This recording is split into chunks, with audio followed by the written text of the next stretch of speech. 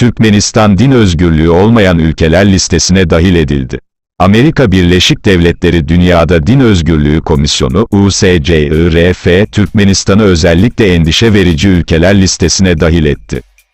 Kuruluşun yıllık raporu resmi web sitesinde yayınlanmaktadır. Rapor, 2020'de Türkmenistan'daki din özgürlüğü koşullarının dünyanın en kötüleri arasında kaldığını ve hiçbir iyileşme belirtisi göstermediğini belirtiyor. Yetkililerin din adamlarını atayarak ve dini törenlerin yürütülmesini düzenleyerek İslam'ın uygulamasını tam olarak kontrol ettikleri vurgulanıyor. Vaazlar arasında Cumhurbaşkanı Gurbanguly Berdimuhamedova övgü de yer alıyor. Öngörülen normdan sapanlar, adli ve idari kovuşturma ve işkence ile cezalandırılır. Ülkede yalnızca sıkı kontrol altında olan kayıtlı dini derneklere izin verilir. Rapor, 2020'de hükümet yetkililerinin protestanların birkaç toplantısını bozduğunu ve orada bulunanlardan parmak izlerini aldığını söyledi. Protestanlar, yasa dışı bir dini etkinliğe katılmalarıyla ilgili açıklayıcı notlar yazmaya zorlandılar ve çocuklarını onlardan almakla tehdit ettiler.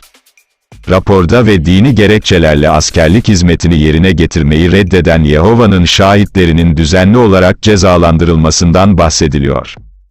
USCIRF, ABD hükümetinin Türkmenistan'a yardımı sınırlamasını, bir dizi devlet kurumuna ve görevlisine yönelik hedefli yaptırımlar getirmesini ve Türkmen yetkililerini, askerlik hizmetini vicdani reddeden tüm hükümlüleri affetmeye ve ülkede alternatif sivil hizmet sunmaya çağırmasını tavsiye ediyor. Türkmenistan, Burma, Çin, Eritre, Hindistan, İran, Nijerya, Kuzey Kore, Pakistan, Rusya, Suudi Arabistan, Suriye, Tacikistan ve Vietnam'ın yanı sıra en endişe verici duruma sahip ülkeler listesinde yer almaktadır. Din özgürlüğü. Ayrıca din özgürlüğünün söz konusu olduğu ülkelerin sarı listesini de derledi.